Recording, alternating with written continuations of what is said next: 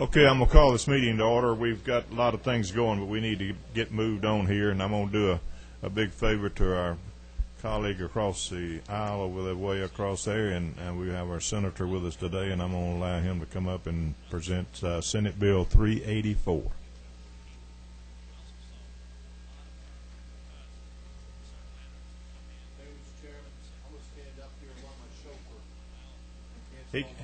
He can be with you, but we need to get you on TV. Oh, on TV. Where's the camera? Oh, there it is. All right. We'll make sure I'm looking the right way.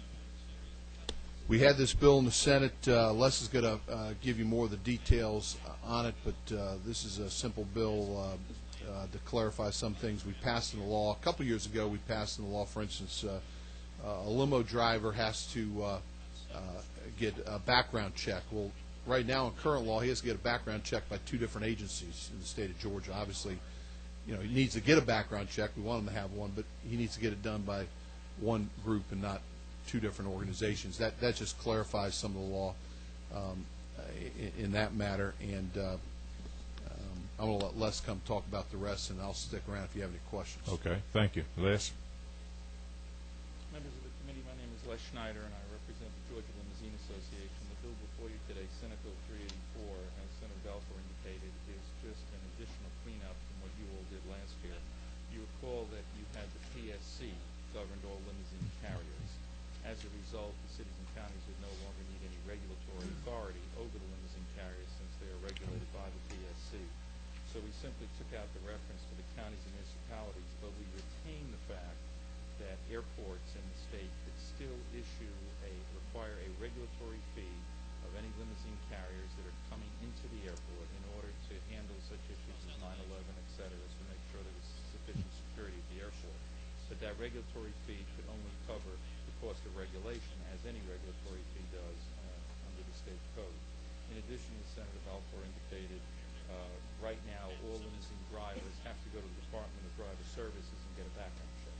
If in fact they get that background check and it's clear, then the airport doesn't have to do an additional background check because it would be duplicative. Obviously, the airport still has to retain the right to do a background check in case the limousine driver is from Florida or from Alabama or from a state where we obviously have not verified that. And again, as you can see on line 26 on page 1, the list of limousine carriers on the website of the PSC would be sufficient evidence that the limousine carrier has a certificate issued by the Public Service Commission.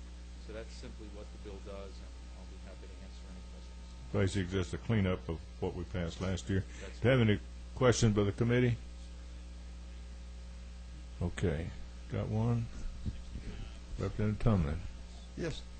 Just for clarity's sake, is the airport, is that not governed by federal regulations? There are certain federal regulations, and this would not supersede that. They would still have to do everything they have to do under federal law. But something like the Atlanta airport is merely just a division of the city of Atlanta, and we wanted to retain for this Atlanta airport and any other airport, if they wanted to make sure that they had a proper list of limousine carriers that were coming into the airport picking up passengers. Thank you. Any other member of the committee have a question? I don't see any. Is anyone here in the audience to speak on Senate Bill 384? If not, I entertain a motion. Here a second. Second. Any other discussion? All those in favor indicate by saying aye. Opposed, like sign. Senate Bill 384 goes out with a due pass recommendation. Mr. Chairman, Thank you very much.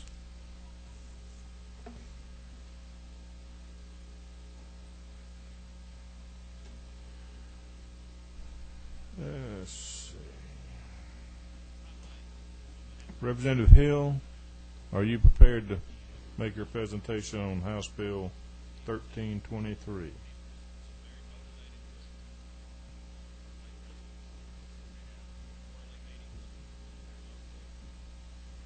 Yes, thank you very much, Mr. Chairman, and thank you very much, members of the committee. I bring to you today House Bill 1323.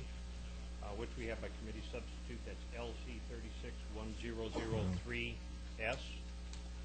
And if I may, I'd like to beg just one moment of your time. Put my screen up here. very hopefully we'll be as quick today as the senator was, and we'll let the committee go on with their other business here after 2 or 3 minutes with the committee's indulgence. But before I start, and we'll bring this down when we get going. I think we're going to make the video go. Before I start, some people say, why are you bringing this bill? What is it all about? We have about a 2-minute video I think will be very graphic as to the reasoning behind this bill.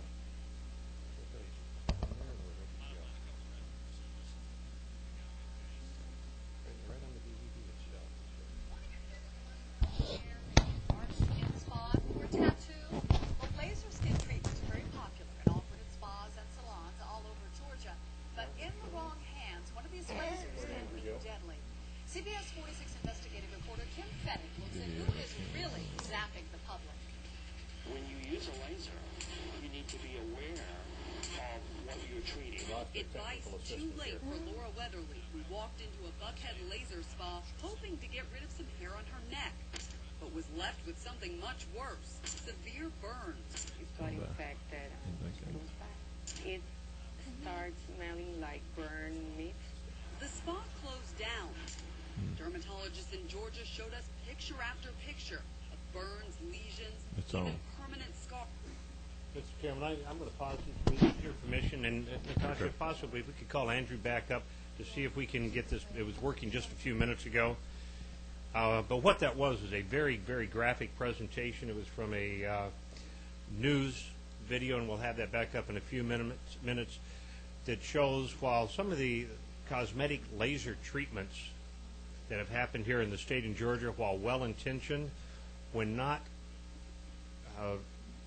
being practiced by proper medical procedures and under proper medical supervision, have created some very, very bad situations, some bad burns, some permanent disfigurements of people. And that is the reason behind this bill, is to take Chairman Chuck Martin's bill, which last year was passed here, House Bill 528, and tighten it up a little bit, because while it was very well intentioned, we found that there's some loopholes that allow patients to be seen and treated by cosmetic laser treatments without having proper medical supervision, and the result of that can be very disfiguring.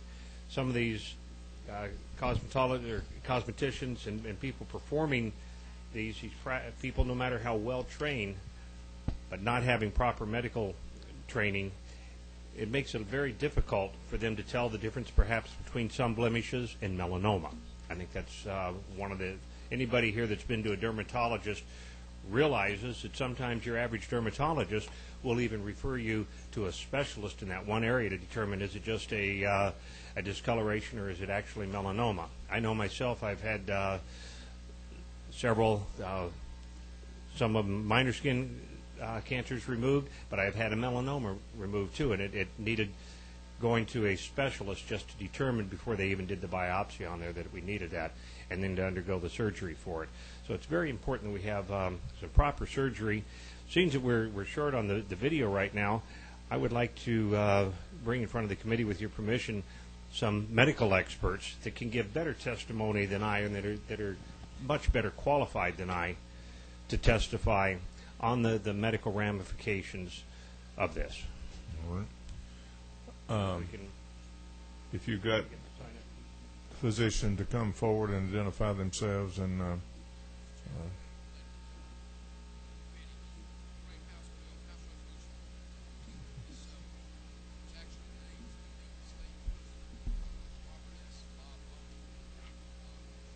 Thank you, Mr. Chairman and members of this committee. I'm Mac Rachel. I'm a dermatologist, and I'm Chief of Dermatology at Crawford Long Hospital. Any medical procedure should fulfill 4 criteria, and these criteria are safety, efficacy, affordability, accessibility. This bill basically ensures patient safety.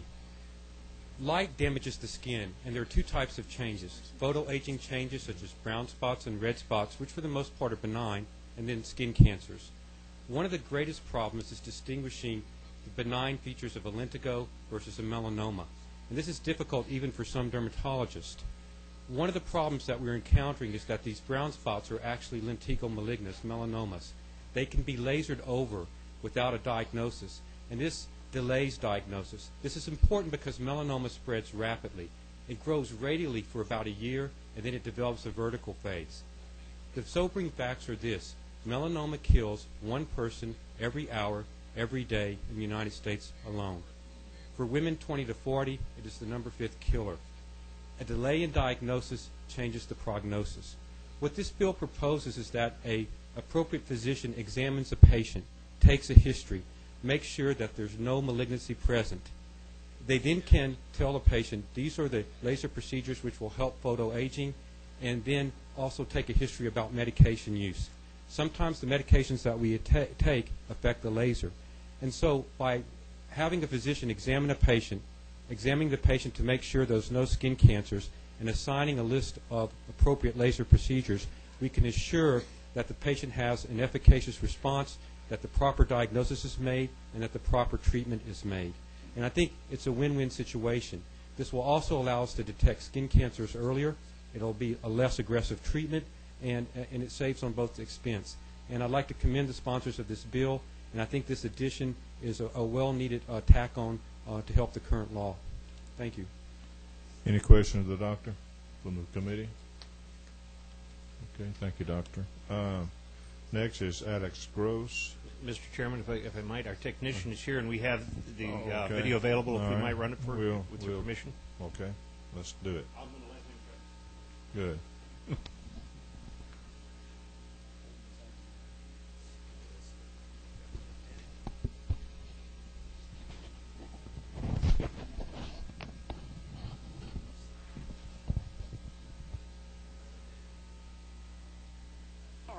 caused by shoddy laser treatments. Laser can be a very powerful tool.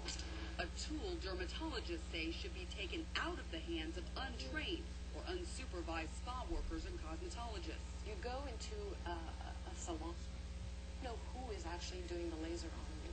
Cosmetologists have nothing in their training that is medical. This is a medical procedure in the other 49 states. But in Georgia, a new law calls for loosely defined training and supervision for laser operators. But it does not require a doctor on site. The supervisor could be 50 or 200 miles away on the other side of Georgia. This was probably made with good attempts, but I think this is a bad bill. What are you trying to do here? The intent, according to Representative Chuck Martin, was to put some regulation where there is none.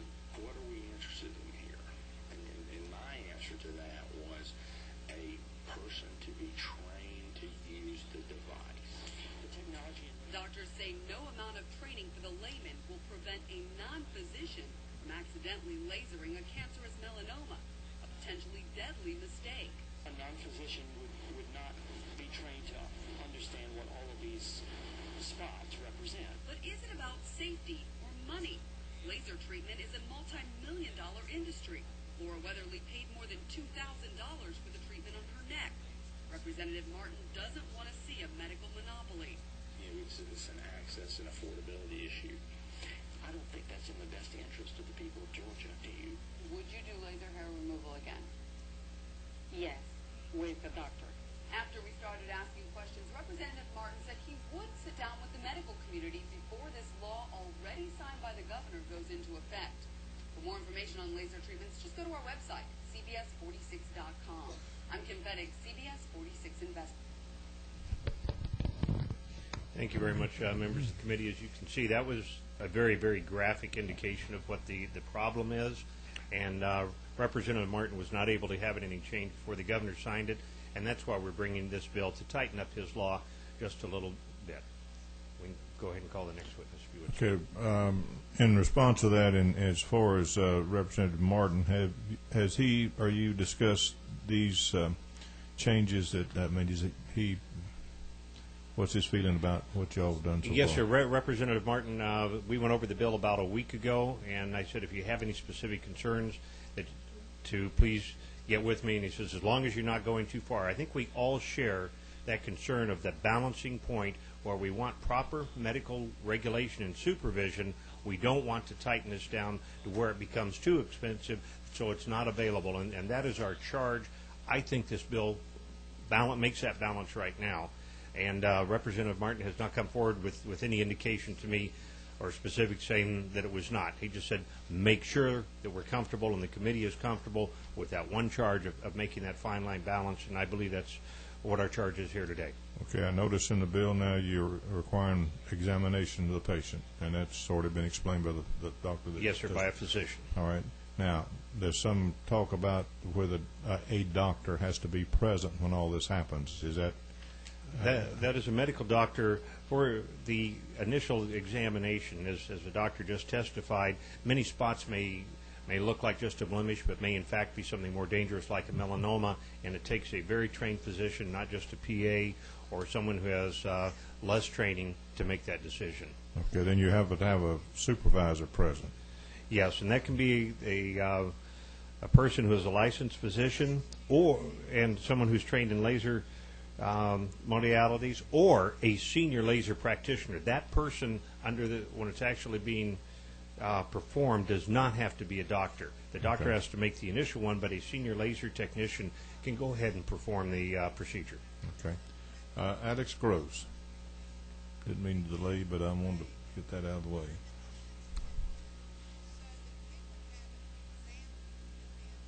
Thank you all for your time today. I hope you've all had a chance to take a look at the photographs that I circulated.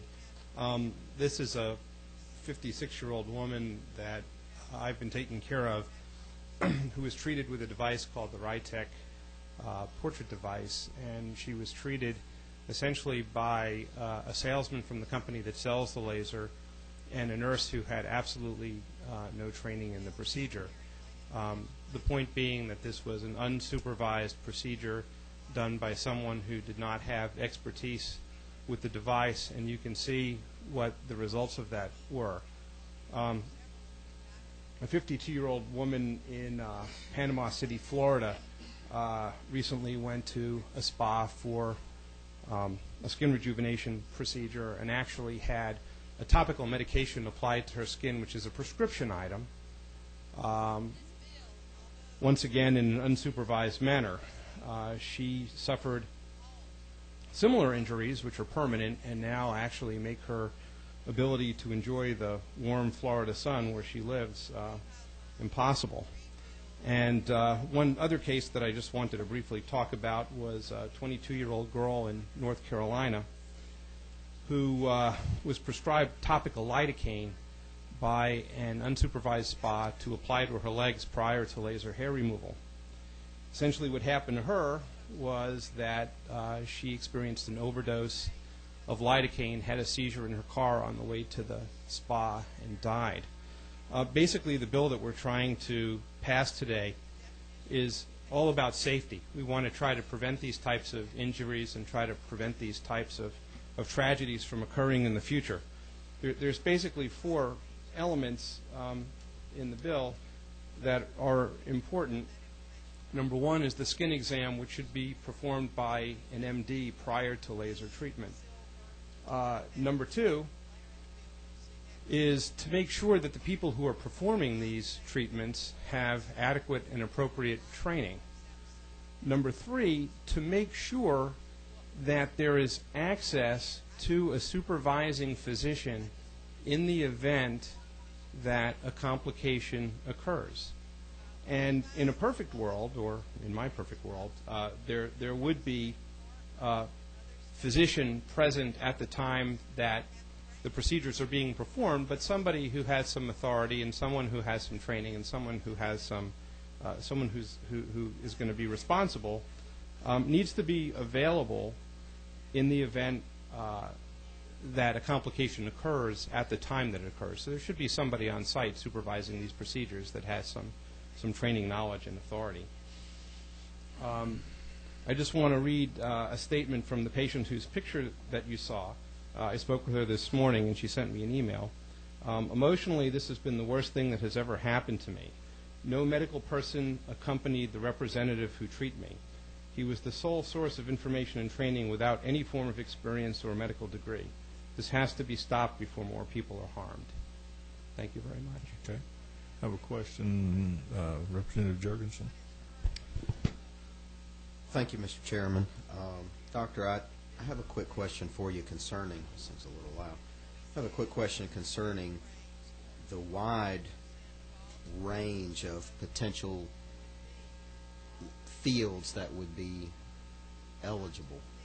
And I'd like to get your opinion. I don't know if you have a bill in front of you up there or not.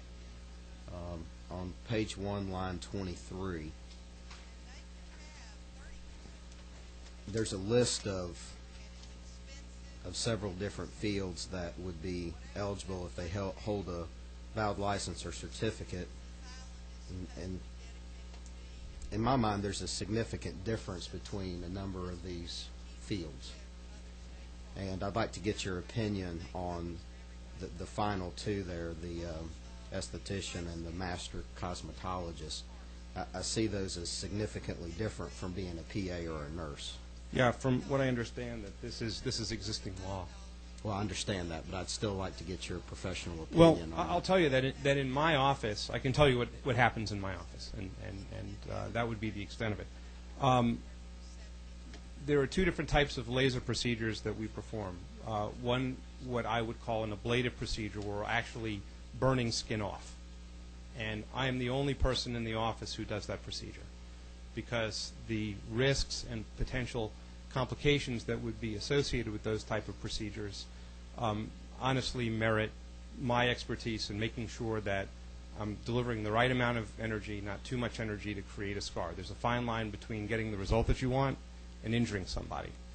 And then there are other procedures like laser hair removal, intense pulse light treatments that I delegate to estheticians, and these are licensed medical estheticians. So they have a license in Georgia through the as licensed medical estheticians, but I'm always there when the procedures are performed. So in the event that anything were to happen during the case of one of those procedures, I'm there to intervene immediately. These procedures take, for instance, doing laser hair removal on somebody's back, that can take a couple of hours to do. So I don't have a problem with people who are adequately trained and licensed and certified under the provisions of these bills to perform those types of procedures. May I follow up, Mr. Chairman? Mm-hmm. You mentioned that the two types of procedures. Is it your opinion, and I certainly understand that that's how you operate your office, but is it your opinion that it's possible that under this scenario that individuals in these categories could perform the procedure of actually... The ablative procedure? Yes, sir. The pictures that you're looking at? Yes, sir. Was an ablative procedure that was performed by a nurse. So it is possible that, for example, the last two categories here could perform those procedures. If I might help the doctor, because he's not familiar with the technical wording of the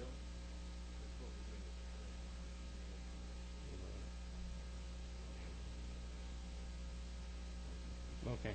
I mean, the wording of this bill says the supervisor shall be a physician licensed under this chapter.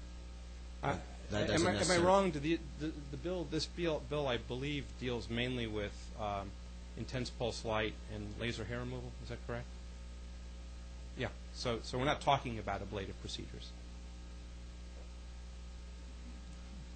Okay. Any other questions of the doctor? Thank you very much. Thank you. Michelle Salazar.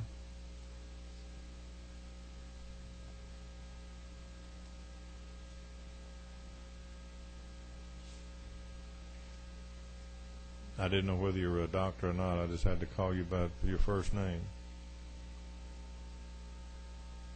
Hi, I'm Michelle Salazar. The reason I'm here is I'm actually a laser technician or a medical assistant, and I guess as the law stands, I'm kind of excluded from these procedures, but I've been doing these procedures for the past 14 years.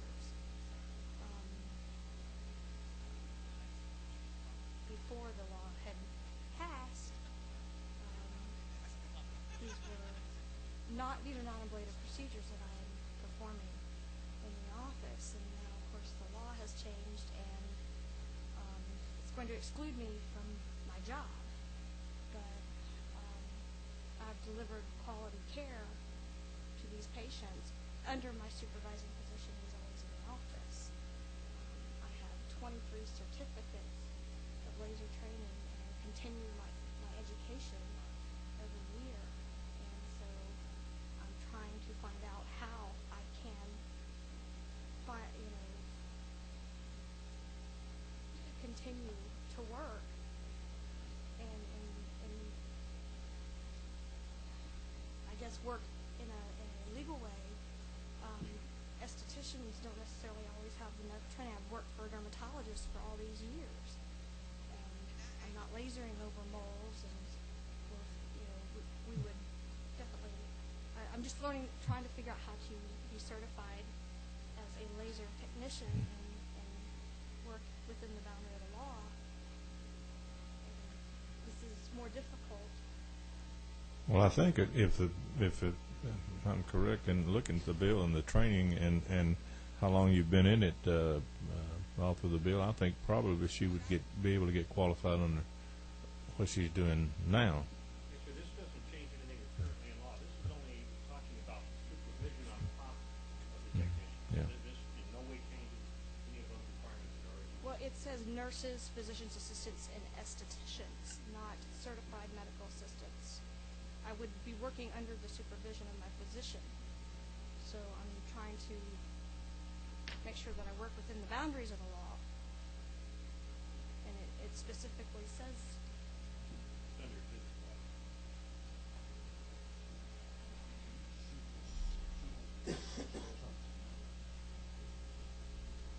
would it be as a medical Mhm. practitioner? I would think so.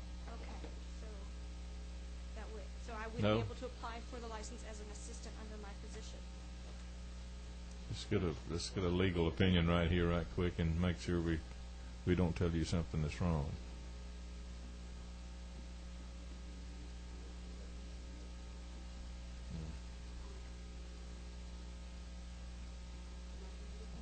Because it's not very clear. And I will say that the definition of medical practitioner includes certain types of nurses.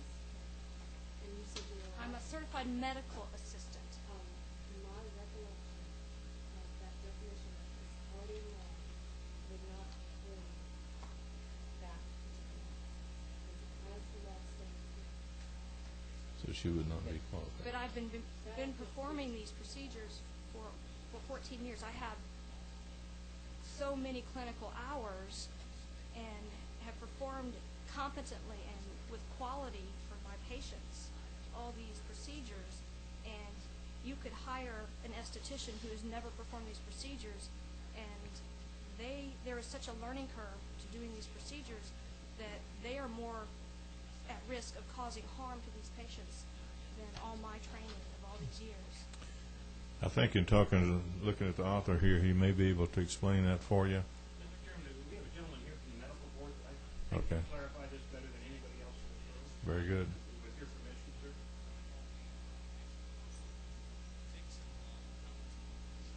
Thank you. I'm Jim McNatt. I'm the medical director for the Composite State Board of Medical Examiners, and actually it's the medical board's involvement with this whole procedure that started several years ago that is why we're here today.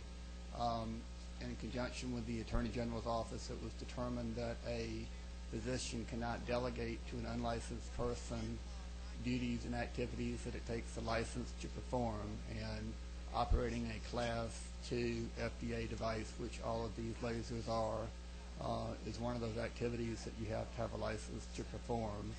And the bill, the way it's currently written, would extend the types of licenses that could perform laser to the estheticians, master cosmetologists, nurses, and maybe another class. But if somebody isn't currently licensed under Georgia law, there is no provision for them to be grandfathered or anything else. They simply could not do it. She would have to go back and become a cosmetologist or esthetician in order to be able to have this function delegated by the physician.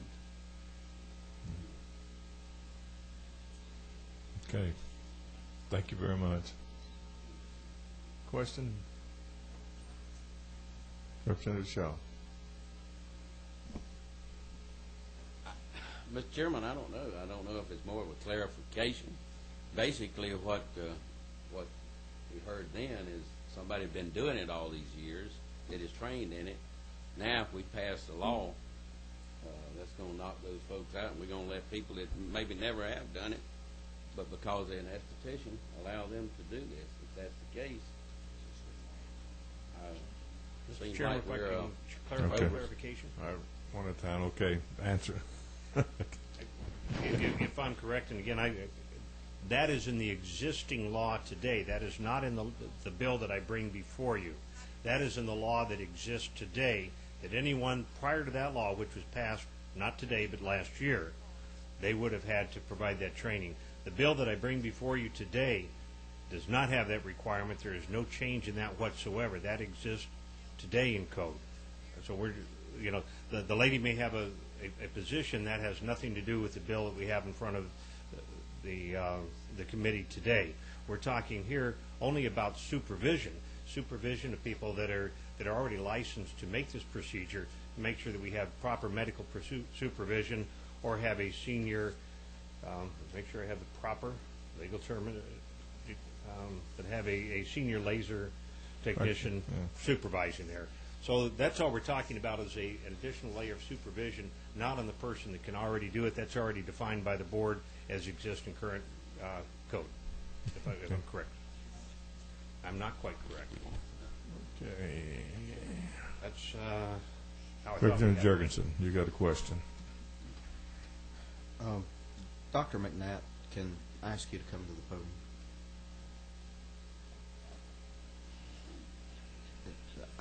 I just think there's some confusion here. Could you just lay it out?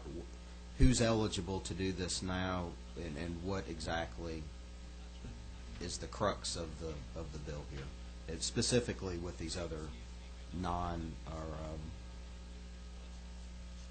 as outlined in lines 22 and 23. Well, going back to the history that I had talked about, the reason we're here today is the medical board was attempting to pass rules that would improve public safety by putting regulations on who could do lasers and under what circumstances. And in conjunction with the Attorney General's office, it was determined that we couldn't pass rules that allowed for a physician to delegate procedures that required a license to perform. And currently, under Georgia law, only for regular medical care, only physicians and PAs with a basic job description that allows for it, and nurse practitioners under an approved protocol are the only ones that can do laser procedures at this point.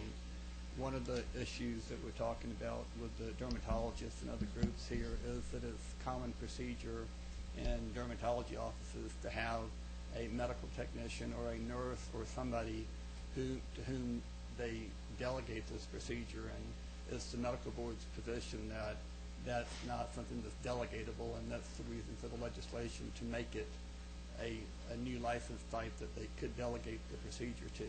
But if you don't have a license already, then and that's sort of that would allow you to come under this laser practitioner bill. You can't get it by being a medical assistant.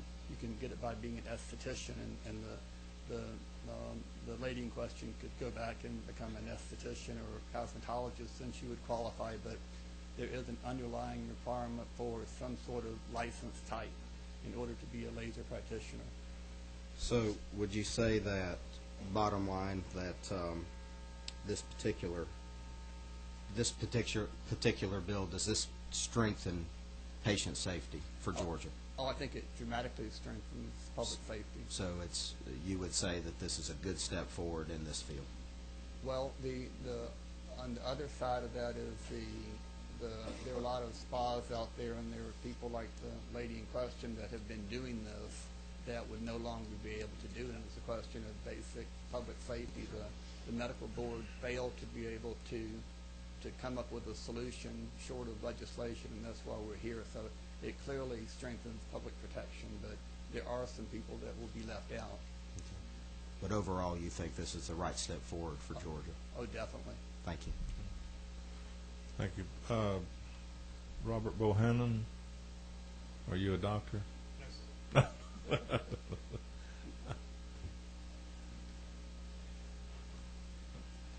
No, I'm Robert Bohannon. I'm the Assistant Director of State Affairs for the American Academy of Dermatology Association. We're based in Washington, D.C., and represent over 16,000 dermatologists around the world. And I want to come here and speak in support of this bill and take a little bit of a different track and explain some of the reasons why we think it's important and why some of these new provisions should be enacted. Patient safety is a huge concern of our organization, as you can imagine. As Dr. Rachel mentioned about making sure that procedures are safe and that they're effective, too. One of the big concerns we have with some of these medical spas that exist is they may have a supervising physician, but that physician may never be available, may never see the patients, may be totally out of touch and just put really their name on the facility. I'll read an excerpt from a letter we were forwarded from a dermatologist that was sent to them by one of these spas, laser companies that was marketing to try to find a medical director for their facility. And it reads, client seeks very part-time medical director for laser hair and tattoo removal clinics. The medical director does not need to know anything about laser hair removal or tattoo removal. Will get thousands of dollars of referrals from us for other procedures. And it goes on to state about how they'll do the training that lasts only about a day or a half a day, which we think would be inappropriate. And the letter closes again with, you will receive thousands of dollars in referrals to your practice, exclamation point. As you can see in this letter, twice is made reference to the money that's available for supervising the facility in name only without having any really oversight of the facility. What this bill does by requiring the physician to examine the patient first to make sure they are an appropriate candidate for the procedure, it requires that physician to take that responsibility for the patient and to examine them and to be involved in their care and the whole process of the procedure. As Dr. Rachel mentioned also, melanoma rates are exorbitant these days. One person dies roughly every hour from melanoma, and we're seeing more and more cases in a lot of young people, particularly young women, which would arguably be a lot of the candidates who would be going to a spa for some of these laser hair removal procedures. What can happen, we've heard doctors talk about all the problems that can be associated with lasering off of melanoma. One of the problems that can occur is it can be critically obscured in a laser treatment if it's not recognized, so that, say that patient does go to a dermatologist or another physician later on, they may not recognize that spot as a melanoma based on the treatment that it received with a laser that made it look different to the physician. Looking at similar bills that are out there, North Carolina actually passed a bill last year that licensed laser hair removal practitioners only. And part of that bill, as far as the physician supervision requirements stated, that the physician had to be immediately available but not necessarily on site. But again, it was an effort to make sure that that physician was involved in the care of that patient throughout the process. I want to talk a little bit about, in closing here, why that entire physician continuum of care is important. We hear a lot of stories from our members across the country about the complications that they've seen from medical spas and unsupervised environments where these procedures are practiced. And we've heard some really scary things that happen. One doctor who was practicing in California in the San Diego area told us that he actually found out that one of the spas near his office was coming in and taking his business cards and giving it to the patients to say, after they got a laser hair removal treatment, he was saying, or the spa was saying, here, call this doctor if you have any problems or complications that arise a couple days later. And this doctor had no affiliation with that facility, no responsibility for oversight of that facility. In Oklahoma, we had a couple doctors who were concerned about a medical spa that opened up in their town. And when the medical spa gave the treatments to folks, they said, if you have any problems, look up dermatologists in the yellow pages and find yourself a dermatologist who will treat those complications. I think all the doctors that are here speaking about this bill would agree that's a totally inappropriate way to handle patient complications. You need to take responsibility for that patient and to make sure that you are available to them if needed, if anything arises in reference to their treatment. This bill contains certain provisions about letting the patient know who that supervising physician is, how to contact them, when they can contact them, all that information, which we think is critically important. We don't want to see just supervisors in name only and then the patient having no recourse or no one to see should they have any complications that occur. I think this bill addresses both those. So I'll close with that and I'll answer any questions you may have. Any questions for committee members? Thank you very much. Larry Lanier.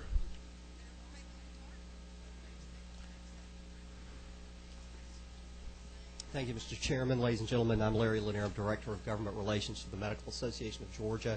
I will be very brief. You've heard physicians here today, and Rob Bohannon from the National Academy of Dermatology to speak about this, but I do want to, I would ask you to indulge me one story, and that is this. A few years ago, I was actually working for the American Academy of Dermatology, and I was in another state testifying on a very similar bill to this one. And I talked about melanoma, and I talked about the rates, talked about the fact that one person dies every hour in America from melanoma, talked about the fact that it's the fastest growing cancer in America. And I went back and I sat down, and a young lady came up and sat down next to me, and she turned to me and she said, "I wanted to cheer when you said that." And that shocked me and surprised me. I never could understand, why somebody would cheer because of my testimony. We took a break. The committee took a break, and we stepped outside, and I asked her why she said that. She said, "My sister is 19 years old. She has melanoma. Because they lasered it, they couldn't catch it, we think, in time. Because after 1 year, if they catch melanoma within that 1 year period, you've got about a 95% chance of recovery. But if you miss that 1 year period, that goes down like this. It's a sharp decline."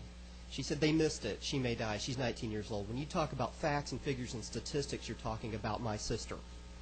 And I've never thought about my job in the same way since then. We talk about the facts and figures and statistics, but it's people that we're talking about.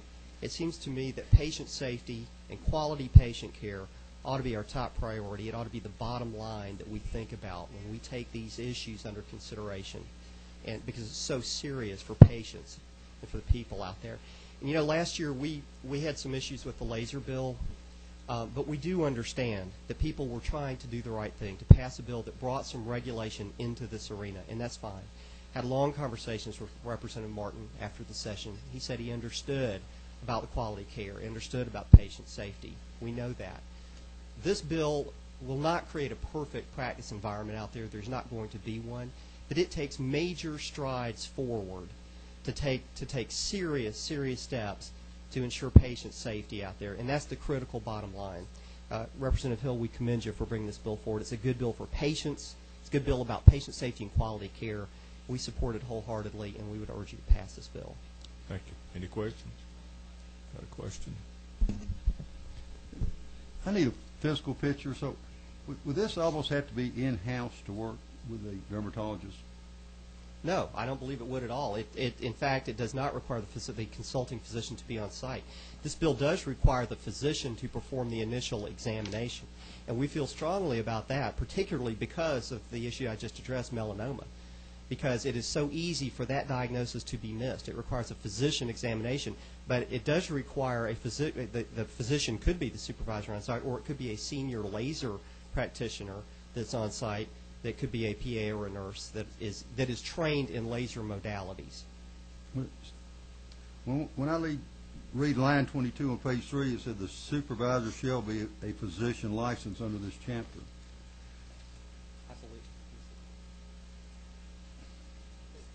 Or a senior laser practitioner, which could be a nurse or a PA trained in those laser. My mind stopped there. So it's kind of like I don't want to offend the dermatologist, but like orthopedics and a physical therapist. Sometimes they work together, and sometimes There are non-physicians that work with our physicians. Not all dermatologists, plastic surgeons. There are lots of other types of physicians that use lasers in their practice now. It's a growing technology. Who do an excellent job. They perform very well, and they use them to perform these procedures. All we're saying is that the physician needs to perform the initial examination. And if it were my person in my family, or somebody I care about, or frankly somebody I don't care about, I'd want them to have that physician examination to show. The last thing I would ever want to see or hear again is that young lady who said to me, they missed it, and she may die. Thank you. Thank you. Mr. Bauer, do you have anything else to add? Can you be brief? Thank you.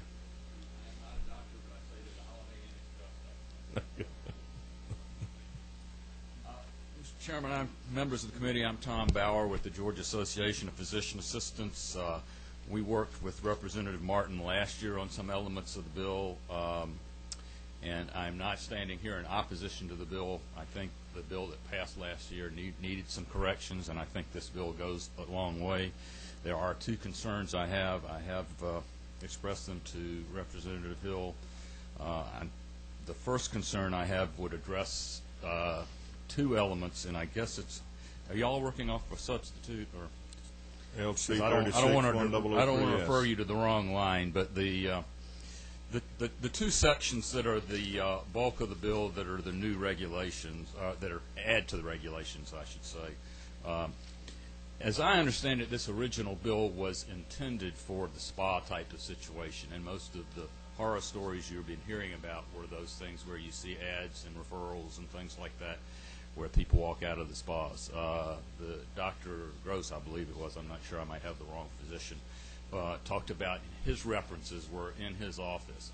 Well, we have a concern in that these extra requirements actually infringe upon the way the medical board regulates physicians and PA teams in the physician's office.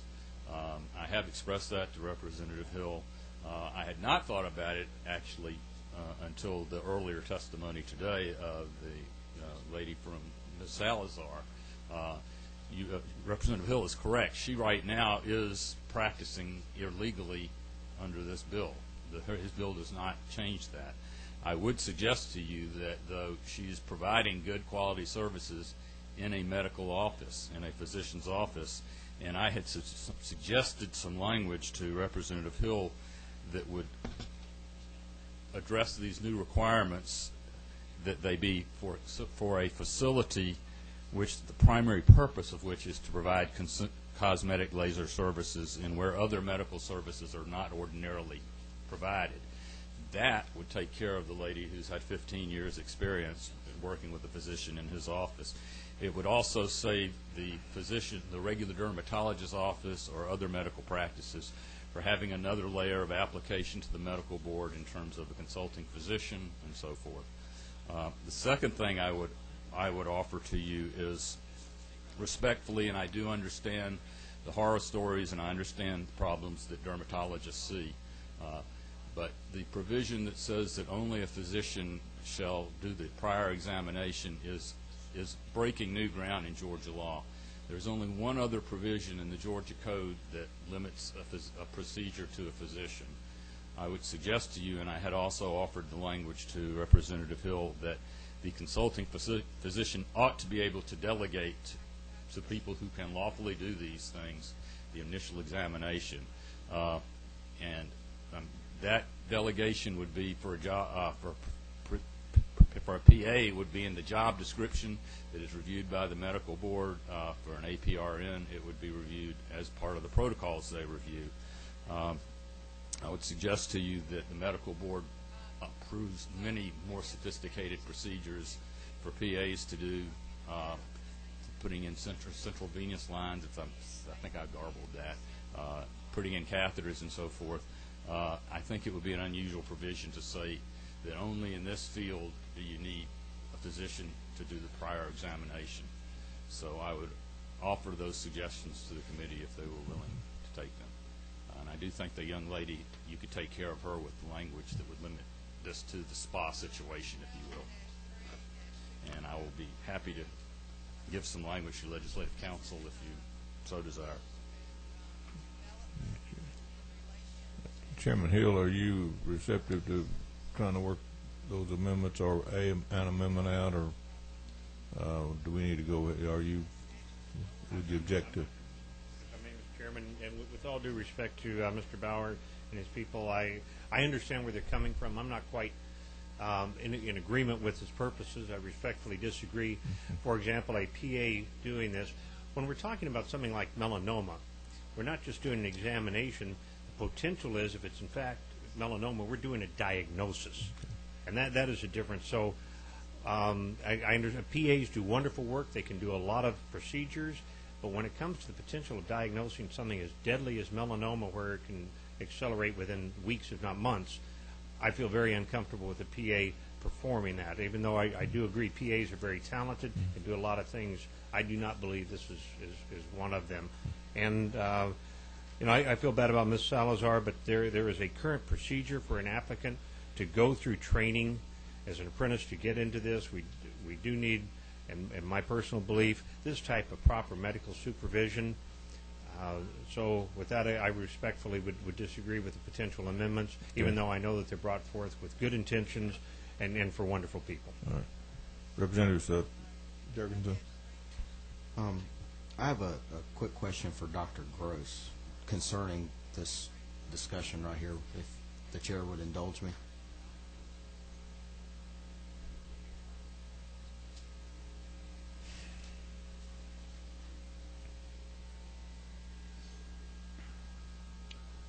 Dr. Gross, in light of what Representative Hill said, can PAs diagnose melanoma?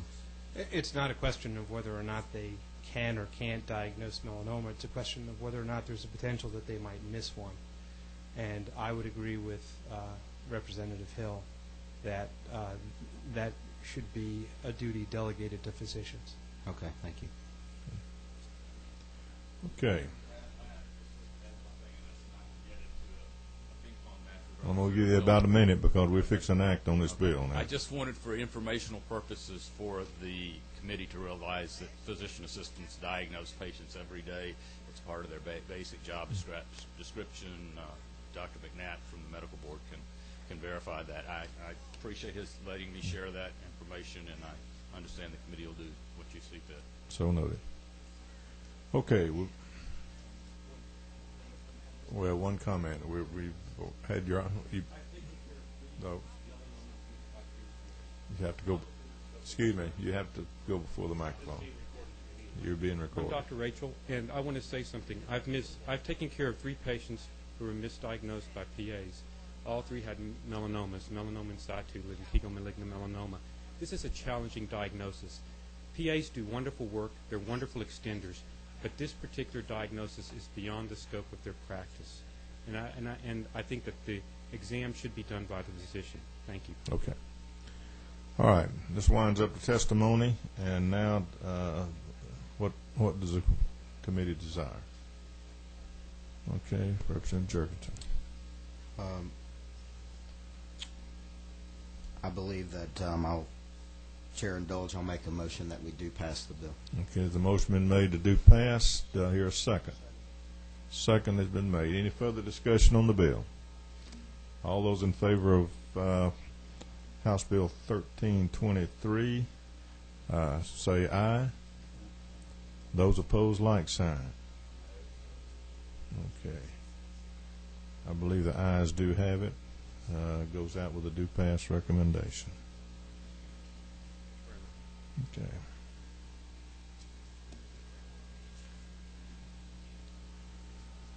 Okay.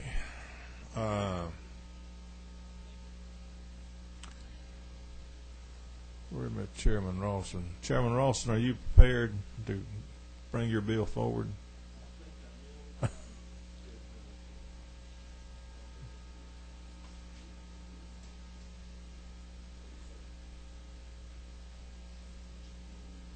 Bill number is 1238.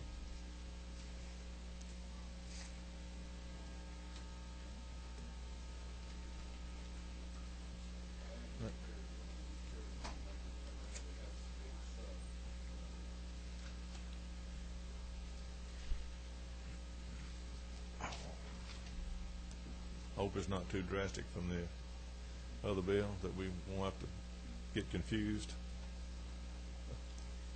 I have a great deal of admiration and respect for the committee for tackling complex issues. I hope this one is much more mundane. I do too. Okay. I'm sorry. May I begin? Please do. Mr. Chairman, members of the committee, I'm here today on House Bill 1238. And before I start, I'm going to tell you why I'm going to be more brief than I even intended to begin with. There were some concerns about the bill, and as you have been meeting on the other matter, I'm pleased to say that all the parties have met and we've worked outside and worked on some language, and that's why you have a committee sub, and I'm going to propose one further amendment that the parties have all come to an agreement on for your consideration if the committee sees fit to move the bill forward. What this bill does, it deals with internet ticket sales, something that I've had to sort of educate myself to since you get busy and you don't buy tickets and go to events like you should, I guess, but except Georgia football games, and I don't do that over the internet. I don't trust the internet to do that, and that's too important to me. But what it does is provide an opportunity for people to go into what we call the secondary market and offer their tickets for sale. Right now, Georgia law is fairly strict on who can resell tickets. The owner of a ticket, such myself, for example, I can sell my Georgia football tickets as long as I do it outside of a area close to the venue, and ticket brokers can resell tickets. This would allow people to go actually on the internet and resell that. There was some concern by some of the the firms offering this service that there was some ambiguity in the law, and that was the whole purpose behind the bill. It was not to give anyone any sort of an advantage over anyone else in the market, and that's due to some concerns about whether or not we were doing that. That's why we've had the discussions ongoing this afternoon. It's why you have the committee sub. And it simply allows individuals to do that outside of ticket brokers. The only change to the committee sub, which I would ask you to consider, is on page 2 of the committee sub, and I'm working from LC 293307 ERS. And on page 2, line 16, after the word resale, what we would ask that to have done is insert the following language: in the secondary market, comma, to make clear that of what we're trying to get at here. And with that, Mr. Chairman, I think this all it does, like as I say, is clear up an ambiguity in the law so that folks will know who can do what in this area and make it consumer friendly. And I would try to answer any questions that you have, and I would ask you favorable consideration of the bill. Mr. Chairman, this really is only addressing internet sales. Correct. What's out there now is current law. It's still current law. Going to an event and standing on the street and holding them up is not addressed here. Okay. Question from Representative Tumlin. Representative Austin, I appreciate you bringing this. One question I have is, you know, in Section 2, it said whose operators guarantee, and given internet providers, you know, there could be some better than others. If somebody guarantees it but doesn't do it, is there any way they could, so to speak, lose their right under this? I mean, you can guarantee it and not fulfill it. Is what would worry me. Well, the first thing I think I would tell them is that they probably need to go see a good lawyer like you or maybe me and deal with it, because some of this is already in current law about having these brokers licensed, for example, so that it gives the consumer some degree of assurance that you know, they're going to get a real ticket and not a forgery, or that they're going to have some way of recovering if an event is postponed, for example, things of that sort. So I think that the guarantee in this is going to be the same as is in existing law. Okay. Anybody else have any questions? Sean Marie, the proposed amendment that he has, can we incorporate that as in form of amendment and perfect this bill, or do we need to come with another substitute? By amendment? Okay. All right.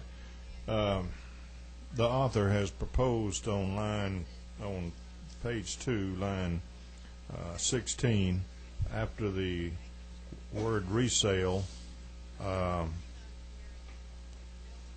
in the secondary market, comma, or offer for resale, and just like it goes.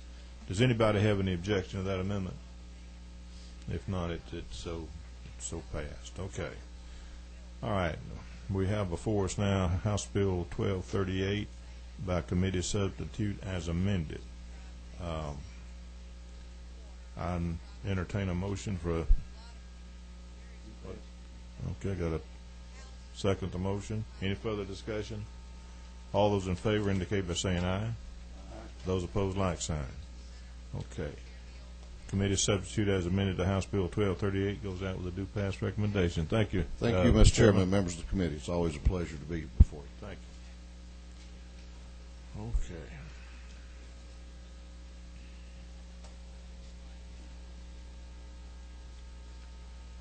Who do we have now? Is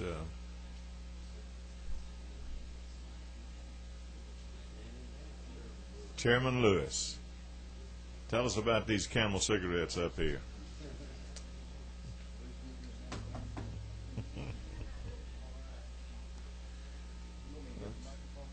Yeah. Chairman Lewis on House Bill 1227. You have the floor. Thank you, Mr. Chairman, and I will do my very best to be brief because I know last week you were very kind to indulge a witness here from the FBI that talked a little bit about a potential problem and problems that we've had in other areas related to cigarette smuggling.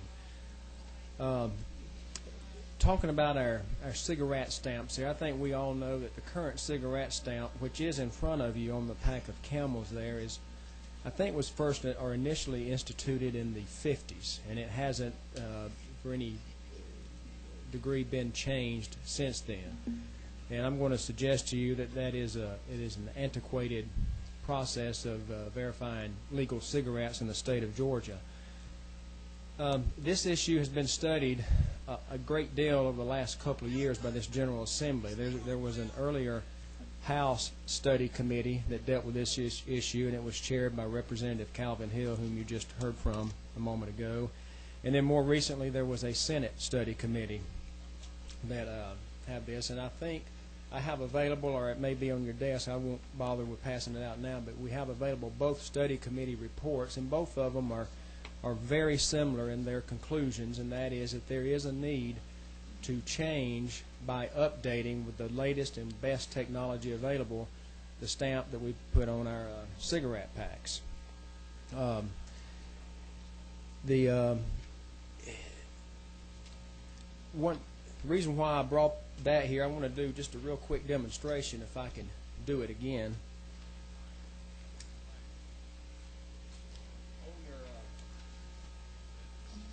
On those cigarettes in front of you, you will see the stamp that's on there.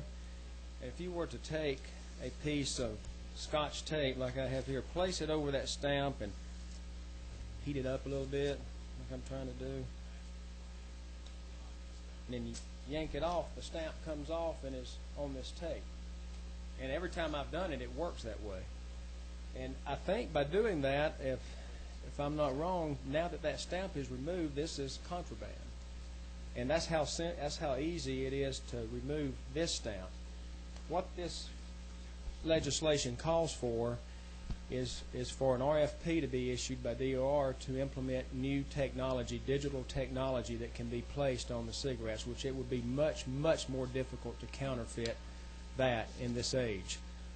Nothing is foolproof, but what we're doing now is we're entrusting what is basically a $250 million per year revenue source collected by our state to technology that was implemented in the late 50s.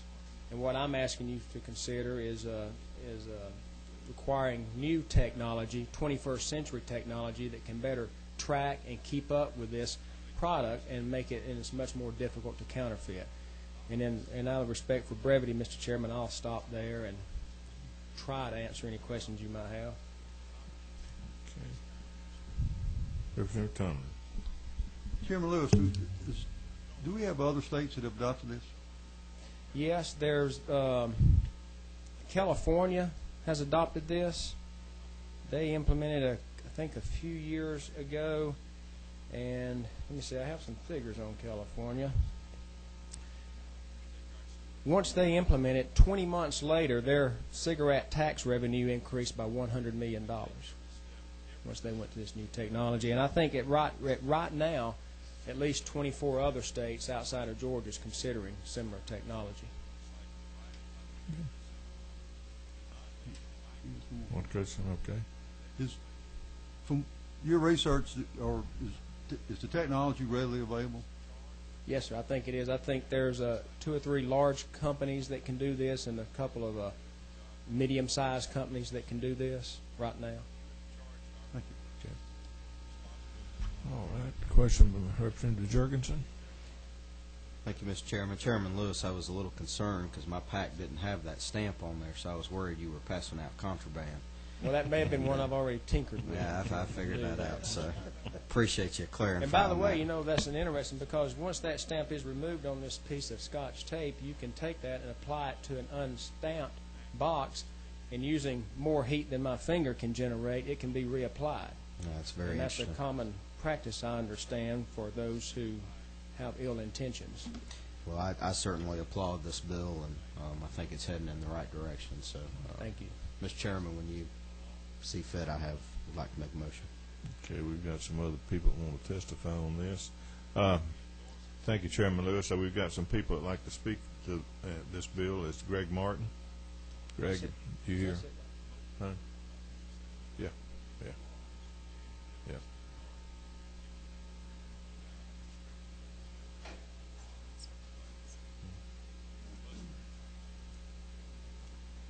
Mr. Chairman, members of the committee, my name is Greg Martin. I'm the Executive Director for the Southern Association of Wholesale Distributors. We're a 14-state regional group of wholesale distributors of tobacco, candy, and convenience products.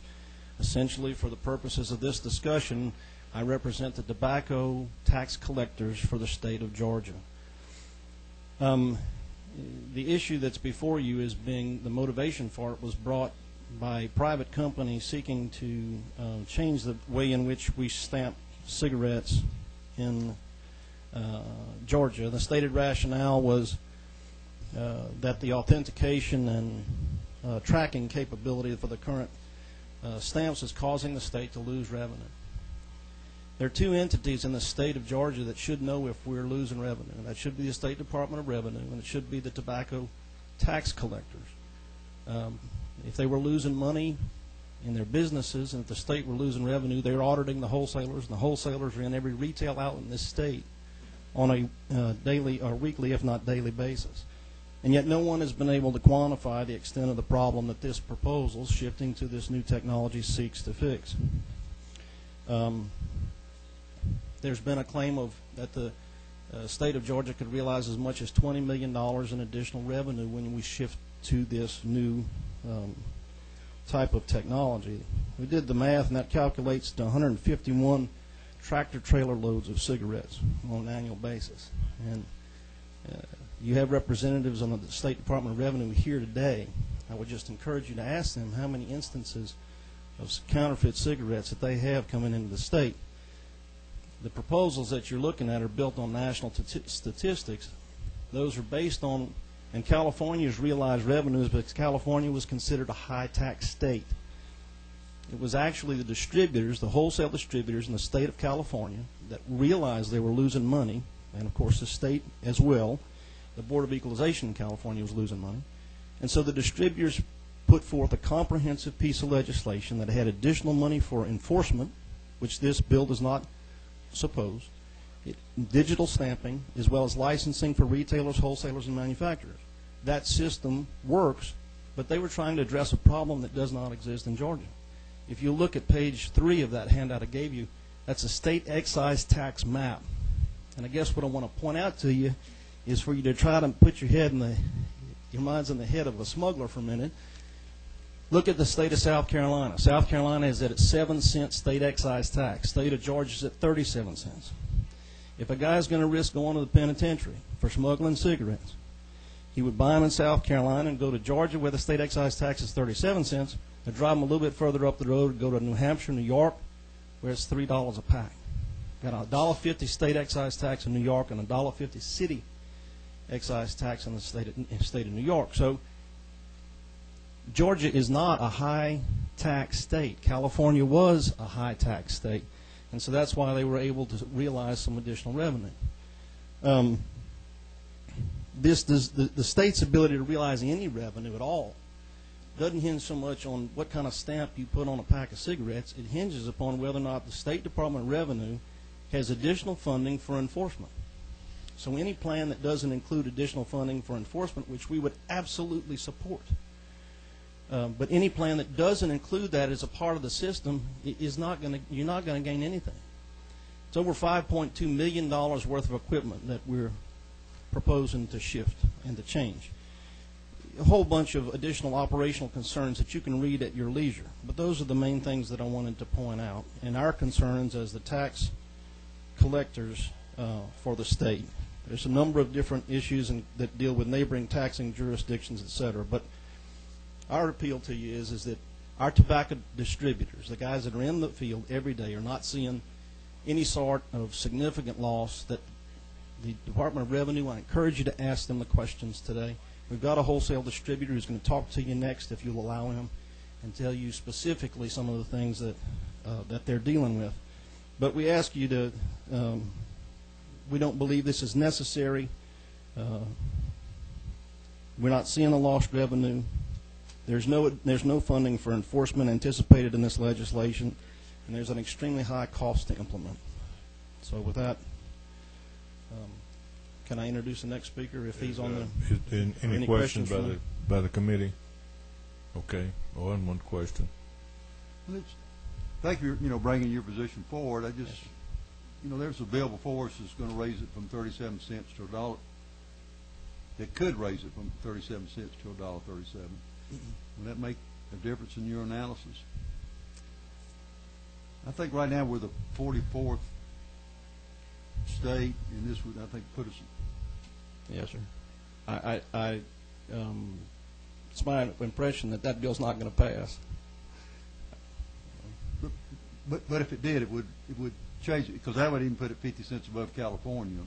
I think that would make it important to look at, but I still think that to look at anything without the enforcement provision and dollars for enforcement, you're still not going to gain anything.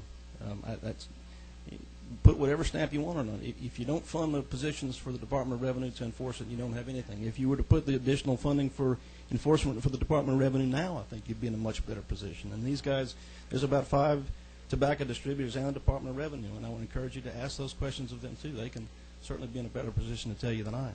Thank you. Yes, sir. Okay. Thank you very much. Next witness, Don Barnett.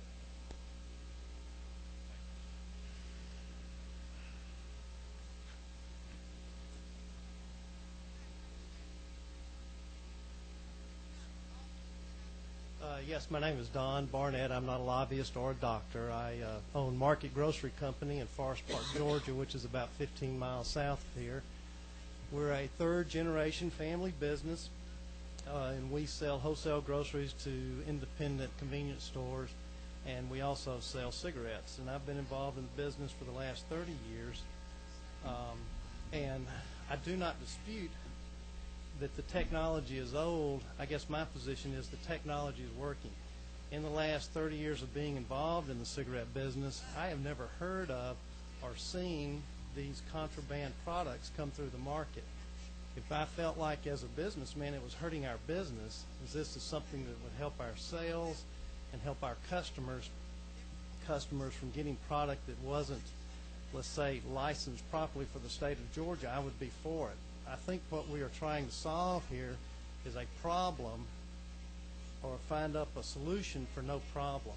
The cigarette company or the company that manufactures these machines is the one who's motivated to sell new product. It would cost each distributor, and we're one of the smaller ones, there's only 40 machines in the state of Georgia that stamp cigarettes. It would cost each distributor about $130,000 to buy these new machines. We already own existing equipment that, in my opinion, is doing the job well. I also feel like you made a good question. If we go to $1.37 a pack, if a carton of cigarettes goes up $10, yes, that could pose a problem. But I don't think Georgia needs to be on the leading edge of that problem. There's only one other state in the country that's using this equipment today. I think there are other states that are looking at it, but no one else has pulled the trigger. Being the first one, I believe, would hurt business. I know it would hurt our business, and it would because of the additional expense. And if I felt like it was hurting our business today, I would be for it. I just don't see it as a problem. And in my experience of being at my business every day and talking with our customers, I've never seen, it's just something I've never heard of. It's just not an issue that's facing the state of Georgia and the Department of Revenue today. I'm sure if you talk with some of the revenue agents, they would tell you how many cases they've had of this over the last few years, and it's nominal. So that's basically all I have to say. If you have any questions, if anybody wants to come to my operation or see how we do it, I'd be more than happy to host a visit. And if you have any questions, I'll be glad to answer them. Any questions of the speaker? Thank you very much. Thank you. Do we have some people here, somebody thought, from Revenue? Way back there in the back. A couple of questions I have. It's been talked about whether or not we've got the technology on the state level from the Department of Revenue to implement this program. Do you have it available now? And if not, how long would you think it would take to implement the provisions of this legislation? Don't all speak at once. Thank you. Okay. My name's Tim Mitchell. I'm a policy analyst for the Department of Revenue, and this is Chief Scott Self. He's with the Alcohol and Tobacco Division of the Department of Revenue. He can handle and answer any of your questions about procedures. And I'm sorry, Mr. Chairman, we're trying to get through the crowd in the back to get up here. So if you wouldn't mind repeating your question. Yes. At the present time, does the Department of Revenue have the equipment and all available to do to administer this bill if it passed? And if how long would it take to get something in place to be able to supervise or regulate this this new procedure? Well, presently, what happens is, I mean, as the gentleman went through it, the distributor is the one that affixed the stamp. Where the department comes in is to police the retailers. The distributor remits the tax to the department. Right now we only have 28 agents that are in the field. To be quite frank, whatever the stamp is, you still have the issue of enforcement. Okay. The stamps originate with the Department of Revenue. You would control. We sell them to the retailers or whoever. The next question I have would be how much money is going to need to be appropriated to properly administer. I mean, if we don't have the funds, what have y'all got an estimate on what it would take to put this thing into being? No, sir, we don't have an estimate right now. The current cost for us is about $303,000 on the stamps that we use now. About $25,000 per month is what we purchase from my report. Okay. Question, Representative Shaw. Thank you, Mr. Chairman.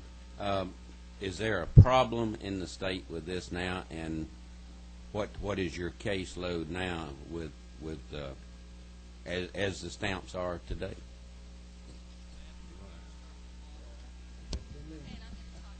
Since 2004, we've had 2 cases where we've identified counterfeit stamps in the state. One involved 48 packs, and another case that we investigated in 2006 involved 3,157 packs. And that was with just counterfeit stamps, not including, doesn't include the unstamped, untaxed product that we find. As a kind of a follow-up, it is known that when individuals get sample packs that are not stamped, or for example, if they come off a military base and they go to the local convenience store and say, look, I got 100s, I wanted regulars, and they might swap it out. The department does get a lot of phone calls about that pretty quick. not only from the consumer, but also the guy down the street, because he's paying for it and you're not. So. Any other questions? Thank you very much for your testimony. Okay.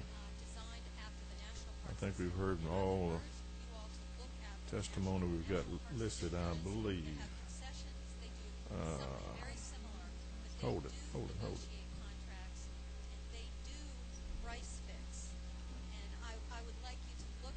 He's not on here. Okay. I recognize Chairman Lewis for closing remarks on this proposed piece of legislation. Mr. Chairman, in the interest of brevity, I'll just make some closing comments here before y'all consider action on this, and just to respond to some of the concerns that was made. You know, my motivation in bringing this was after reviewing 2 study committee reports by the General Assembly, most recently by the Senate, chaired by Senator David Schaefer, and then later than that, a few years ago, Representative Calvin Hill, who both determined that there were enormous concerns and problems with this. I would agree that you can't quantify this problem accurately because we don't know what we don't know. I mean, you heard testimony earlier that this stamp can be easy to counterfeit. And so the reason why there's only a few cases since 2004 because most of it goes unnoticed and uncaught. You don't know what you don't know. Also, according to the GBI, cigarette smuggling and counterfeit tax stamping is an issue that's mostly handled with the FBI and ATF because it involves interstate crime. People are using Georgia interstates to traffic that stuff through, and some of it's being dropped off here en route. South Carolina was mentioned. South Carolina has no tax stamp. I know there's probably wholesalers there that apply the Georgia tax stamp to cigarettes bound for Georgia, but the Carolinas are easy states to smuggle from if the smuggler chose to do so. And the remarks about driving further to cheaper tax states to do this, I know that probably goes on, but the margins to drive further decrease as the price of fuel reaches $4 a gallon, which is doing. Georgia suddenly becomes a much more attractive market for smugglers just because of transportation costs. Appropriations. It is estimated that it will take somewhere between $1 and $5 million for the state to implement this program. And I'm not suggesting that the distributors and wholesalers do this. I'm suggesting that the state of Georgia, that we as members of the General Assembly appropriate this $1 to $5 million to implement this technology. It's our revenue that we're collecting, or the state's revenue we're collecting, so it's our problem. And I, along with some others of you, are on the Appropriations Committee, and if this passes, we would be bound to make the necessary appropriation to DOR to enforce this. And yeah, they do need more agents. But one other thing about enforcement, with this new technology, there's devices that any law enforcement agent can use to scan cigarettes anywhere to determine if they're authentic or not. It doesn't have to be exclusively DOR agents. So I just wanted to bring those points up and ask if you would to please consider this. Okay, I think we have a question. Representative Dixon.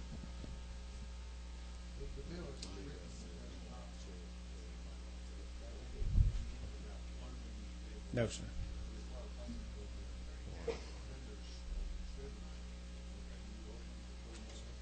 Oh, sure.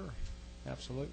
I don't think that it's necessary. Am I open to it? Yeah, but is it necessary right now? I don't think so, because once we get this into law, I'm pretty certain that we'll be bound to appropriate once estimates and RFPs are sent out.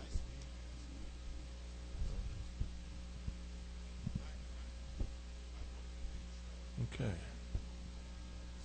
Any further questions? Okay, committee, we're down to decision-making time. Do I hear anything from the committee? Do I hear a motion? Representative Jurgensen. Mr. Chairman, I make a motion that we do pass. Okay. Second? Okay. Any further discussion?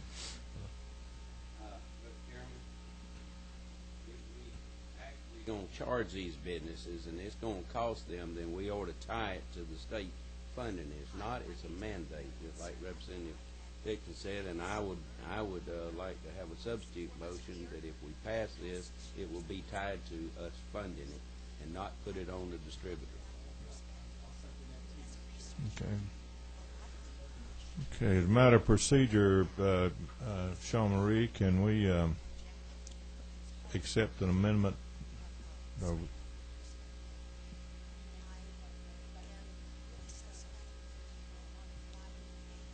That would be the proper place to do it. If I could funds are suggest, appropriated.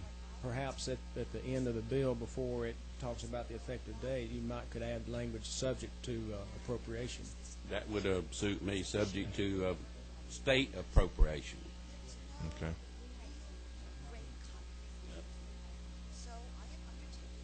You do when funds are made available. You can put that in there. Okay. Is there any objection to the amendment? No objection, so adopted. Okay. Now we'll go back to, I'm a doggone place here. What are we talking about? 43. 1227. I get it all right here. Okay. 1227, House Bill 1227, as amended. All those in favor say aye. Those opposed. Okay, the bill goes out with a do pass as amended.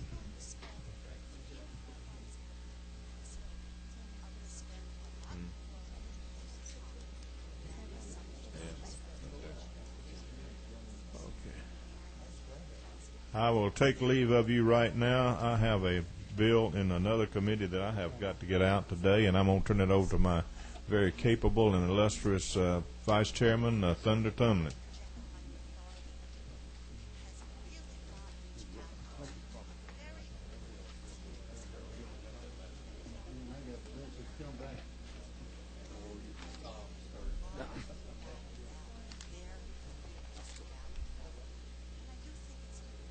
This is where we're on.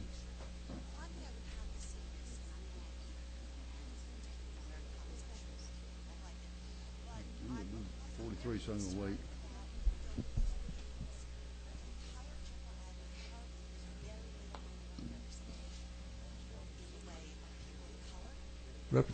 Representative Stevens, can you come forward? And is this your 13th liquor bill this week? I believe, lost count, Mr. Chairman. It feels like the 13th today. And I appreciate that, Mr. Chairman, ladies and gentlemen of the committee. What this bill is a regional economic development program, and it's called a REAP, and it was passed to stimulate growth in economic in underdeveloped cities quite a few years ago. And the original law allowed for a project to petition the Department of Community Affairs and local government to be approved for a REAP status. Local governments had to agree that on 3 of the 5 requirements to be considered a REAP, and they had to be met. Again, the project then had to apply to DCA with local approval to prove that they had met the requirements set forth in the law. Once the approval was met, REAP project could apply to the Department of Revenue for a state license for liquor by the drink. When necessary, the approvals from local government and the Department of Community Affairs, the license would be issued. This bill is nothing more than clarification on the current law. And Mr. Chairman, I have somebody that has an interest in that bill at the proper time. I'd just like for him to speak on it. And I'll give you an example of what this might. Two reasons this bill was brought forward years ago. Most of the counties a long time ago, of course, begging for economic development, commissioners and others in the county had a real problem voting on alcohol, so they wanted to pass that off to somebody else. And in talking to the history of this with some of the people with ACCG, that's essentially what came about and how REAP is here today. What this is for is so if you meet local requirements today, and it's not a dry county, it's a wet county, you meet all the local requirements, you can apply for if on these large economic development projects if you want to serve alcohol on Sunday. If the local government agrees and they go and invest all this money Later on, you can't have a bait and switch where the local government might say, well, I want to pull the rug out from under the project, and you can't do this on Sunday, even after they've agreed up front.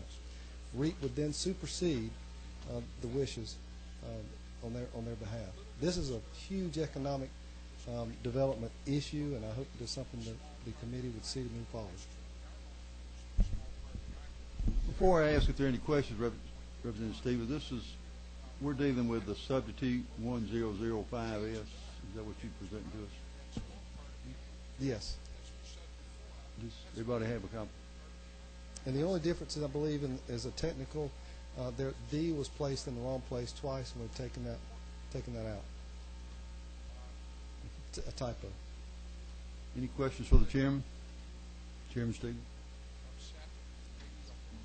Representative Shaw? Chairman Stevens, is it not true that what's good enough for state-owned facilities is good enough for private enterprise, and we did the same thing at state facilities? Absolutely.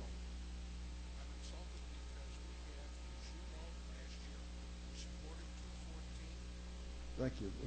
You said you had somebody else want to present? Mr. Hobbs might want to say a word or two.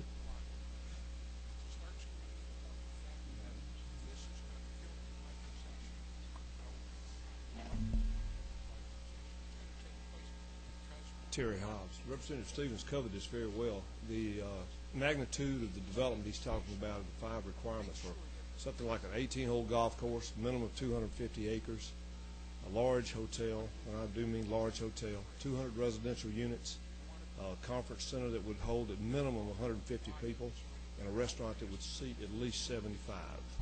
And once you build these things, you want to continue to operate under the law that you built the development under. Any questions, Mr. Hobbs? Thank you. Would the Department of Revenue like to make a comment?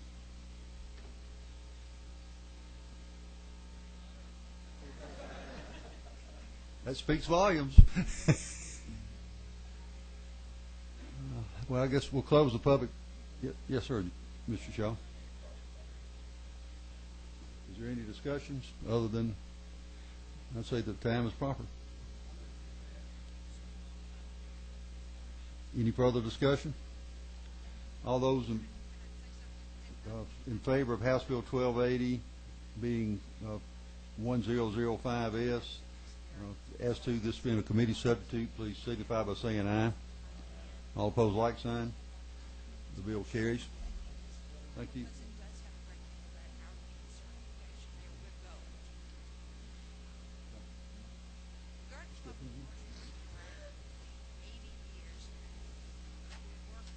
I'm reading it too, so I better make this fail.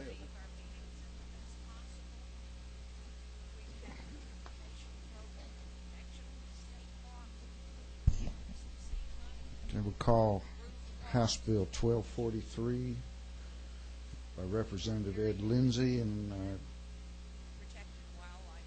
Representative Tumlin is going to fill in for Representative Lindsay. We operating from a substitute? We will be, but this, yeah, I think the one, this is 9839S.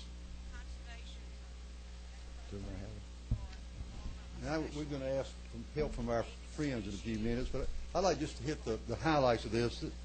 This is basically a bill that deals, I guess, the 3 primary areas.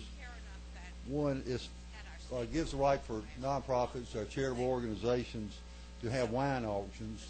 And right now the frequency is 2, and it needs this bill would raise it up to 6, where you could have 3 special days. Another issue is where retailers cannot donate wine and beer to a charitable organization, that they have to sell it to them. So this would allow them to actually donate in kind, where they can't, where it's prohibited by law now. And those are basically the 2 parts, and I would like, would y'all like to come up and help me now? I understood it, but it's telling us another. So,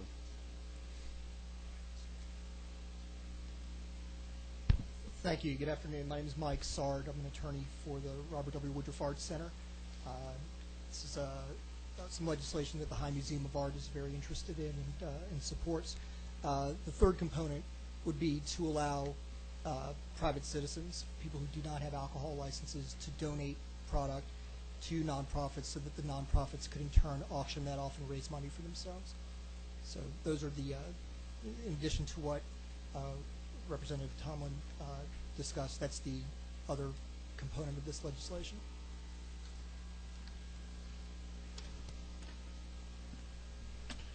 We have some questions here. Representative Freeman, Your proposal is just for... you want to use your microphone? Your proposal is just for individuals to be able to donate to the nonprofit? No, what it does is, one thing it does is allows individuals to donate to nonprofits. Presently under regulations, wholesalers are permitted to do so. What this legislation does, it allows the nonprofits to actually auction it off. Under the current law, nonprofits are able to get licenses where they could, for the limited number of events, they can sell or serve alcohol for consumption only. Do you know why we leave retailers out of that? I mean, it seems like that'd be a bigger benefit for you to be able to receive from maybe a retailer. Well, that's what this legislation would do. Would broaden it to allow retailers to contribute as well as the wholesalers. Sorry. Representative Jurgensen. Thank you, Mr. Chairman. I noticed that on line 17 on page 1, the fee was changed from $25 to $50, and I saw it was $50 on line 4, page 2. Any reason why the fee was increased there? When we initially discussed this bill, we had some conversations with the Revenue Department about it, and it was something that they suggested. We didn't have any objection to it. It seems reasonable to us. Well, I mean, we're talking about nonprofits, and we're talking about increasing the fee. I mean, the whole point is for nonprofits to, go forward. Comment from the Revenue Department?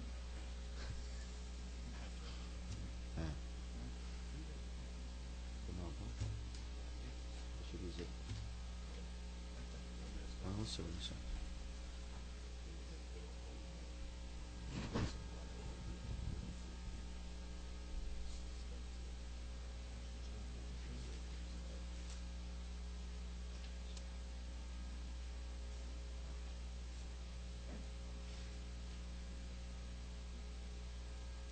Tim Mitchell with the Department of Revenue. I wasn't privy to some of the discussions. Usually what we try to do, to answer your question, Representative, there's an effort on the department to be user-friendly, number one. Number two, we try to get everybody so there's at least some similarity, or at least everybody's paying the same rate between all parties. And I would anticipate that, given that, I think if I recall correctly, this is increasing the number of events that are going to be involved. Plus, it could incur on us additional parties, because now you're not only allowing a private entity, like yourself, to donate, but now we have to regulate and watch wholesalers and retailers all contributing at the same time. So, I mean, you could have one event, and we're going from one group to 3 groups handling it. Well, I can understand that, but it's however you want it, sir. Okay, thank you. I might try to make a motion at the appropriate time. Anything else? Any more questions?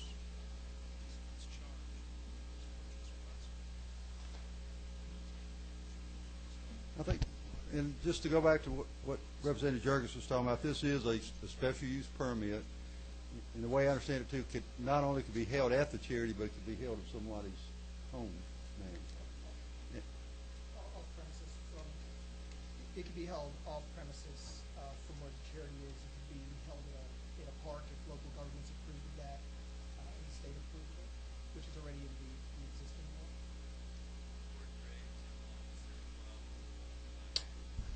If I can't speak, but I think the beer and wine retailers are on board with this, as are the wholesalers. Do we have anybody else? And I think the Department of Revenue seems reasonably comfortable with it. And their legislative council had offers 2 amendments, Mr. Chairman, when time's right. Thank you. Anything further? Any more questions?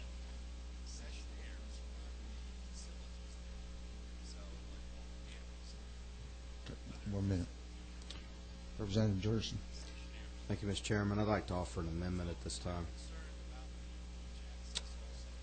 I'd like to, line 17, page 1, strike $50 and insert $25. So it reads as the original. And on page 4, or page 2, line 4, strike $50 and change it to $25. Motion is second on the amendment. Is there any objection to the amendment? There being no objection, that amendment would pass. Legislative Council has 2 amendments. Well, actually, Mr. Chairman, these aren't my amendments because I can't offer amendments. They're coming from who? I did advise the, it's my understanding that the author or sponsor of the bill was advised of some potential issues, and I did work with several people to try to resolve those issues. And in the limited time that we had, we came up with some language that they seemed to be happy with. Is But I would be happy Mr. to Tumlin read. presenting those? Yeah, I'll take her off the hook, and then she can No, I'd be advise. happy to present them on your behalf, but they can't be my amendments. I think it was just. I understand. Mr. Tumlin's amendments via Legislative Council, or Legislative Council via Mr. Tumlin. Like I say, that was help from all our friends on this one. On page 2, line 24, would be the first strike, bona fide private wine collectors. And in its place, start with a person who has not been issued a license by the department, by the department pursuant to this title. You want to read through that again? All right. It's line 24. You first strike the phrase bona fide private wine collectors and insert in this place the following: a person who has not been issued a license by the department pursuant to this title. Okay. Is there any objection to that amendment? So amended. Thank you. The second will be on line, or I guess now the third, on line 25 will be a new sentence after the word, at the end of the sentence after the period and behind retailers. And it will begin, the sentence will read as follows: the bona fide nonprofit civic organization may ship or otherwise transport to the location specified in the special use temporary permit the wine donated by a person who has not been issued a license by the department pursuant to this title.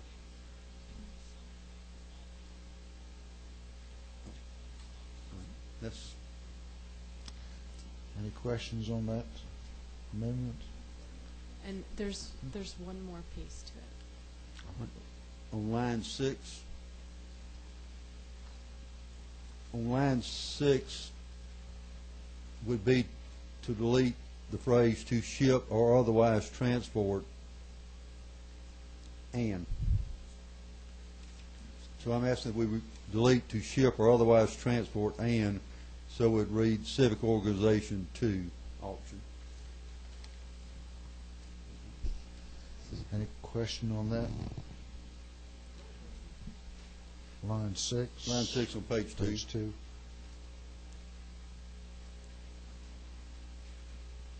Are you working from the substitute? 9839S.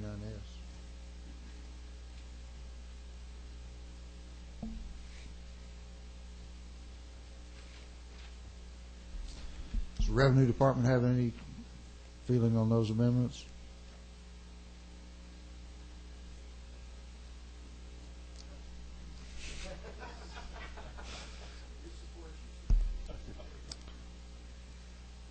Your succinct response is noted. And there is a fifth amendment if y'all so Is there please. an end to this? In fact, it is at the very end. So on line 33, we refer to 501c3, which is a narrow description of charities. So we're suggesting striking 3 and having 501c3, excuse me, that's hard not to say 3, 501c, comma, 501d, comma, and 501e. Any question on that amendment? That would go from little leagues to whatever. Yeah. Under 501c3, there are 9.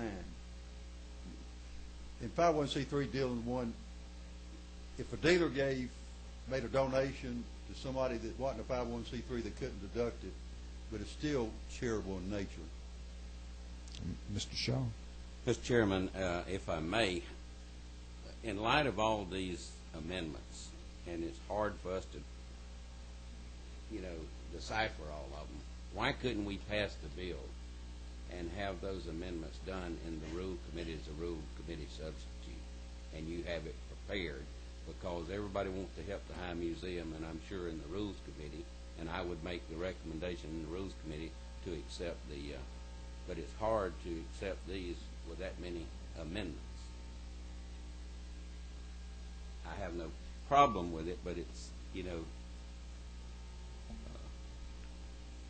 got the authors of the bill that's on the Rules Committee too, and I'm sure we could prepare it and have a Rules Committee substitute.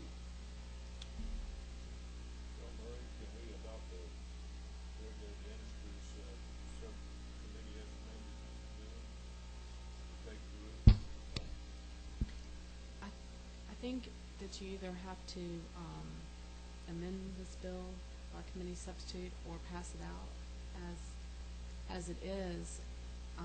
I do not believe that you can indicate that you're going to that y'all don't have any governing powers over rules. So I think you have to do what you're going to do, and then rules does what it's going to do. That's exactly right. I would say and suggesting we might want to pass the bill As is. as is. Or as amended already? Well, you can. Yeah, we've already adopted all the amendments. That'd be fine. Okay. But I would have a new one printed rather than. Right. It would be a clean copy Okay, when thank it's you. reported out of Well, this that's committee. basically what I'm saying. Representative Freeman, do you have anything further? I was going to make a motion at proper time. I think the time is proper. We didn't move on Thunder's amendment, right? I'm asking. I don't Oh, think we want the to. last one? Did we? Yep. Yeah, we didn't move on this. 501c, 501d, and 501e. He moved in second, so. Any objection? If not, the amendment is adopted also. Now your further motion. Yes. I recommend that we do pass LC 219839S as amended. We have a motion and a second. Those in favor signify by saying aye. Opposing? Like sign. Passes with a due pass. Mr. Chairman, it's your committee again. There being no further business, we're adjourned. Jeez. We're out of here. He mad, ain't he?